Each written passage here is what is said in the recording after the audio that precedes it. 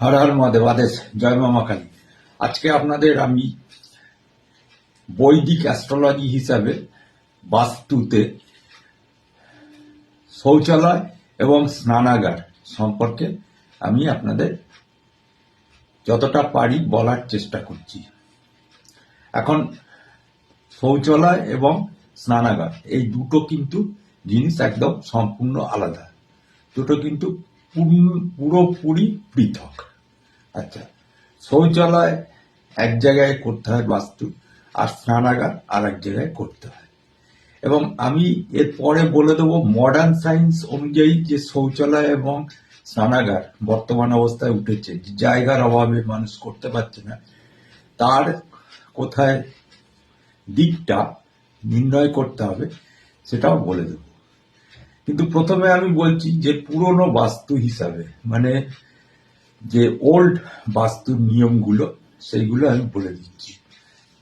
দেখুন, শৌচালয় একটা এমন জিনিস যেখানে আমরা শৌচকর্ম করে থাকি, অর্থাৎ যেখান থেকে আমাদের যে মলটা, সেই মলটার থেকে আমাদের কি হয়, দুর্গন্ধ ছাড়ে, এবং সেই দুর্গন্ধের জন্য সেই জায়গাটা নেগেটিভ এনার্জিতে পরিপূর্ণ হয়ে থাকে। এবং এই তত্ত্বটাকে মানে করে তত্ত্বটা হচ্ছে যে পৃথিতত্ত্ব। ঠিক আছে, পৃথিতত্ত্ব কেন? দেখুন, মল যখন মানে নষ্ট হয়ে যায়, মানে শুকিয়ে যায়, তখন এটি মাটিতে পরিণত হয়। সুতরাং এটি পৃথিতত্ত্বের সাথে জড়িত। এবং যেহেতু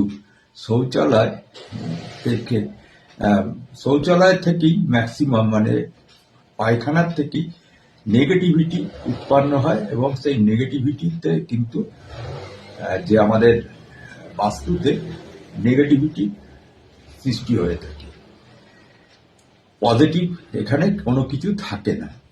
সুতরাং সেই জায়গাটায় দাঁড়িয়ে আমরা যখন মানে শৌচালয় তৈরি করব, তখন কিন্তু আমাদের অনেক কিছু দেখতে হয়। তা দেখার ভেতরে হচ্ছে, এটি আমি আগেই বলে দিলাম যে পৃথিতত্ত্বের সাথে জড়িত। আর স্নানাগারের ক্ষেত্রে আমি আরেকটা কথা বলে দিই, যে স্নানাগার হচ্ছে, দেখুন, এমন একটা জায়গায় স্থাপন করতে হবে, বাস্তু এমন একটা দিকে স্থাপন করতে হবে যেখান থেকে স্নানাগার থেকে কি হয়, স্নানাগার থেকে আমাদের পজিটিভ রশ্মি পাওয়া যায়, মানে পজিটিভিটি পাওয়া যায় স্নানাগার থেকে। যেমন শৌচালয় থেকে নেগেটিভিটি পাওয়া যায়, এবং স্নানাগার থেকে পজিটিভিটি আমরা পাই। কারণ এখানে আমরা স্নান করি, অর্থাৎ আমরা আমাদের দেহের আবর্জনাকে আমরা পরিত্যাগ করি, এবং এইখানে হচ্ছে আমরা যে জলের ব্যবহার করি, এবং আমাদের দেহ থেকে সমস্ত নোংরা নির্গত করে আমরা স্নানের মাধ্যমে সেগুলোকে ত্যাগ করি। সুতরাং সেই জায়গাটায় দাঁড়িয়ে এইটা হচ্ছে জলতত্ত্বের দিকে কিন্তু সর্বক্ষণ করতে হয়। এবারে আপনার বাড়িতে জলতত্ত্বের দিক কোনটা সেটাও বলে দেবো, এবং পৃথিতত্ত্বের দিক কোনটা সেটাও বলে দেবো আমি। কিন্তু ব্যাপারটা হচ্ছে, দুটো কিন্তু সর্বক্ষণ জানবেন ডিফারেন্স। একটা পজিটিভ হচ্ছে স্নানাগার থেকে উৎপন্ন হচ্ছে, আর নেগেটিভিটি উৎপন্ন হচ্ছে শৌচালয় থেকে। সেই জন্য দুটো কিন্তু বাস্তুবিদেরা কিন্তু আলাদাভাবে তারা ব্যাখ্যা করার চেষ্টা করেছেন। এখন এই জিনিসটা হচ্ছে যে শৌচালয়ের যে মানে এই দুর্গন্ধ উৎপন্ন হয়, এই ক্ষেত্রের নেগেটিভিটি আমি বললাম। এইগুলো আবার কি হয়, যে এই নেগেটিভিটি কি করে, শরীরের যে মানে রোগ ব্যাধি জীবাণু ইত্যাদি প্রবেশ করতে সাহায্য করে। আর স্নানের ঘর থেকে কিন্তু আপনারা শুদ্ধিকরণ করেন, যেহেতু স্নানের মাধ্যমে নিজের দেহকে পরিষ্কার করেন, সেই জন্য সেখান থেকে পজিটিভিটি এসে থাকে।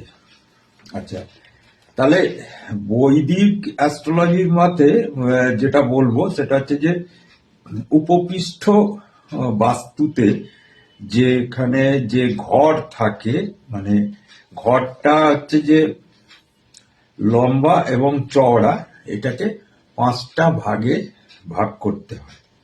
5টা ভাগে ভাগ করে এর 16টা দিক বেরোয়। এবং প্রথমে স্নান বাস্তু অর্থাৎ স্নানাগার সম্পর্কে আমি বলছি। এটা হচ্ছে জলতত্ত্বের সাথে জড়িত, এবং আমি বলেই দিয়েছি আগে, এবং পজিটিভ এনার্জির সাথে এটা জড়িত হয়ে থাকে। তাহলে এটি কোন দিকে বানাতে হয় সেটা আপনারা ভালোভাবে শুনে নিন। এটা বাস্তুতে জলতত্ত্বের দিকে, আমি আগেও বলেছি জলতত্ত্বের দিকে এই জিনিসটাকে বানাতে হবে, এবং সাত্ত্বিক যে তত্ত্ব হয়ে থাকে সেই সাত্ত্বিক তত্ত্বের দিকে বানাতে হবে। ঘরের বাইরে বানান বা ঘরের ভেতরে যদি বানান, এই দিকগুলোকে মেনটেন করতে হবে। নর্থ সাইডে বানাতে হবে,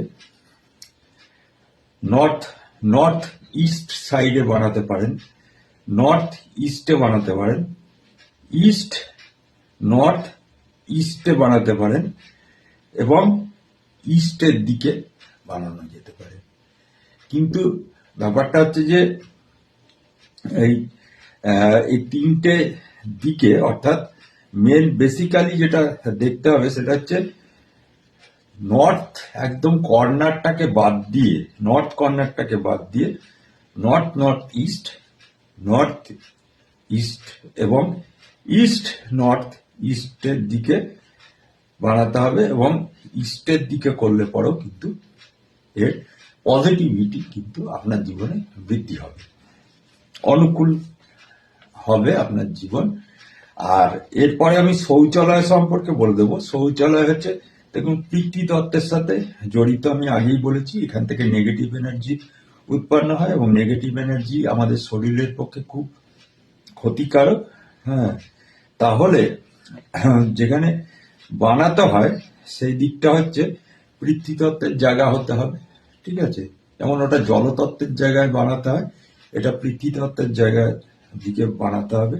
তাহলে পিতৃতত্ত্বের জায়গাগুলো কোন দিকটা? তাহলে সাউথ ওয়েস্ট কর্নার যেটা রয়েছে সেটা পিতৃতত্ত্বের জায়গা। কিন্তু একটা জিনিস খেয়াল রাখতে হবে, পারফেক্ট সাউথ ওয়েস্ট কর্নারে যেন এই শৌচালয় যেন আপনাদের না পড়ে, মানে না বানাতে হয়, কারণ এইখান থেকে কিন্তু অনেক রকম অসুবিধার সৃষ্টি হয়। তবে এর ভেতরে আমি যে দিকটা বলে দিচ্ছি সেটা হচ্ছে সাউথ ওয়েস্টকে ছেড়ে দিয়ে সাউথ ওয়েস্টের দিকে বানানো যেতে পারে, ওয়েস্ট সাউথ ওয়েস্টের দিকে বানানো যেতে পারে। সাউথ ওয়েস্টেরই দুটো দিক, হয় এ পাশে নয় ও পাশে, যে কোনো একটা দিকে বানানো যেতে পারে।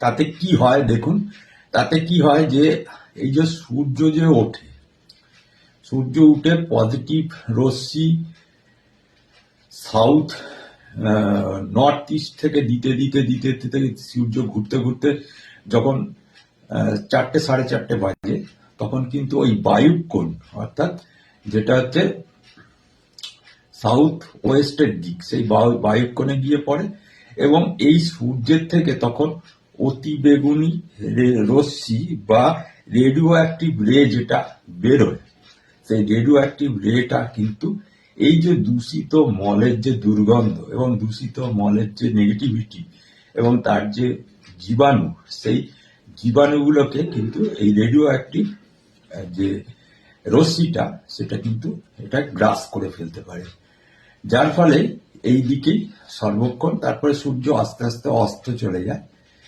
সাউথ ওয়েস্টের দিকে অস্ত চলে যায়।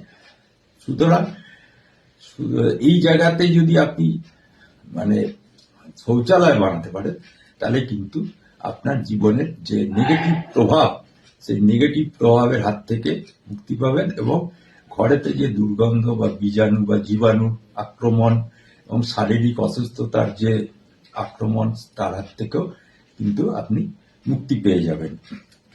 এরপরে যেটা বলবো, দেখুন, বর্তমান অবস্থায় তো আর সেই 5 কাঠা জমি নিয়ে তো কেউ আর বাড়ি করতে পারছে না, সম্ভব না। তো সুতরাং বর্তমান অবস্থায় দেখা যাচ্ছে যে মানে ল্যাট্রিন এবং ইউরিন মানে একই সাথে দুটো জায়গায় করা হয়, ভাগ করে দেওয়া হয়, এটাকে অ্যাকচুয়ালি ইংরেজিতে বলে টয়লেট।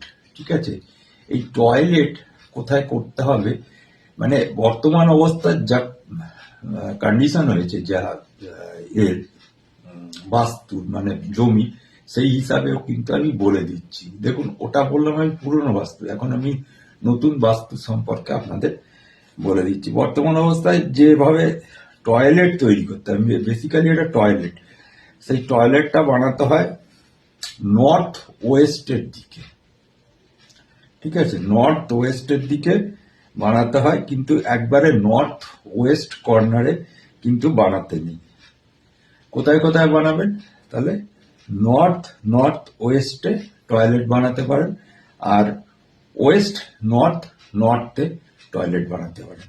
তাহলে কিন্তু এই দুটো স্থানই কিন্তু যেমন পৃথিবীতত্ত্বকে সংযোগ করে, এবং ঠিক সেরকম আবার জলতত্ত্বকেও সংযোগ করে। অর্থাৎ যেমন বায়ুতত্ত্বকেও সংযোগ করছে, এবং ঠিক সেরকম আমাদের যে পৃথিবীতত্ত্ব সেইটাকেও কিন্তু সংযোগ করে। সুতরাং সেই দুটো জায়গা ডুয়েল, অর্থাৎ 2 in 1, এই যে 2 in 1 ফর্মুলা প্রথম হলে পরে আপনার কিন্তু বাস্তুতে কোনো রকম নেগেটিভিটি ঢুকতে পারবে না, এইটা জেনে রাখবেন। এবং এই বায়ুতত্ত্ব যেটা আমি বললাম, বায়ুতত্ত্বকে নির্দেশ করছে, এবং তার সাথে পৃথিবীতত্ত্ব জিনিসগুলো অর্থাৎ মল, এবং এটাকে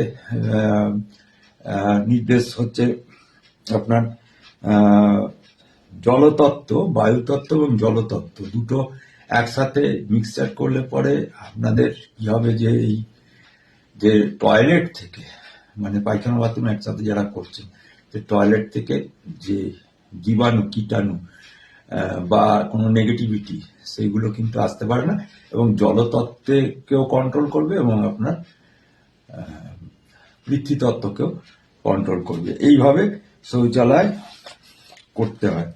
তা সেই ক্ষেত্রে দেখা যায় যে মানে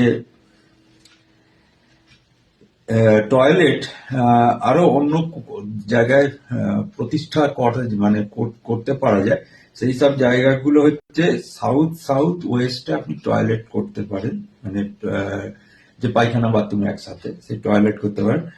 আর সাউথ ওয়েস্টও কিন্তু এটা করতে পারেন, এতেও কিন্তু বাস্তু দোষ হয় না। কিন্তু সর্বক্ষণ বলবো যে দেখুন, বাস্তুতে দুমদাম আপনি করে ফেললেন, আমার কথা শুনে সাউথ ওয়েস্ট বা নর্থের ওই সমস্ত সাইডগুলোতে করে ফেললেন, এটাকে কিন্তু একজন অভিজ্ঞ বাস্তুবিদ না মেপে দিলে পরে আপনি বুঝতেই পারবেন না কোনটা সাউথ ওয়েস্ট কোনটা নর্থ ওয়েস্ট, কিছু বুঝতে পারবেন না আপনি, কারণ আপনাদের সাধারণ লোকের পক্ষে বোঝাটা সম্ভব না। সেই জন্যই বলি যে বারে বারে যখন বাস্তু তৈরি করছেন, তখন টাকা যখন খরচাই করছেন, তখন কিন্তু আরেকটু টাকা খরচা করে কোনো বাস্তুবিদকে এনে মানে সঠিক সিদ্ধান্ত এবং সঠিক পরামর্শ নিয়ে সঠিক সিদ্ধান্তটা গ্রহণ করুন। এটাই হচ্ছে আমার আবেদন। হরি ওম তৎসৎ।